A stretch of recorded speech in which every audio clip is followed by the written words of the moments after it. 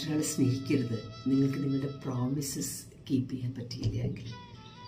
സ്നേഹം തുടങ്ങാൻ വളരെ ഈസിയാണ്. ഒരു ഐ ലവ് യു മെസ്സേജിലൂടെ, സ്നേഹത്തിൻ്റെ അടയാളങ്ങളിലൂടെ നാം അത്ര വേഗം സ്നേഹത്തിലാവും. എന്നാൽ നമുക്ക് നമ്മുടെ വാക്കുകൾ കീപ്പ് ചെയ്യാൻ പറ്റിയില്ല എങ്കിൽ, നിങ്ങളുടെ പ്രതീക്ഷകൾക്കനുസരിച്ച് അവർ പെരുമാറിയില്ല എങ്കിൽ, വിട്ടുകളയാൻ നിങ്ങൾക്ക് ഉദ്ദേശമുണ്ടെങ്കിൽ, അവരുടെ ദൗർബല്യങ്ങളെ സഹിക്കാൻ ഉള്ള സഹനശക്തി നിങ്ങൾക്കില്ല എങ്കിൽ,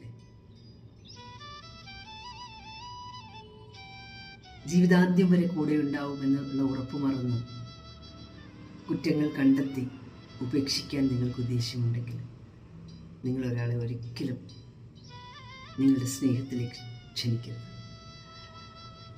സ്നേഹിക്കുന്നതിന് പകരം അവരുടെ ഹൃദയത്തെ വല്ലാതെ കീറി മുറിച്ച് ജീവിതാന്ത്യം വരെ ഹൃദയം തകർന്ന് ജീവിക്കുന്ന ഒരവസ്ഥയിലായിരിക്കും ഉറപ്പില്ലാത്ത നമ്മുടെ സ്നേഹം ഒരാളെ എത്തിക്കുക.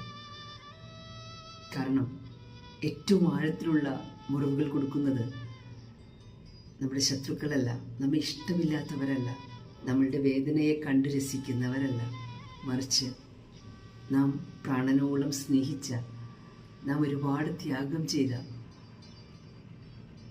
നമ്മുടെ ജീവിതാന്ത്യം വരെ നമുക്ക് തണലായിരിക്കുമെന്ന് നാം വിശ്വസിച്ച മനുഷ്യർ തരുന്ന മുറിവുണങ്ങാൻ എത്ര കാലം എടുക്കും? എപ്പോഴും ചോര കിനിയുന്ന ആ മുറിവുകളെ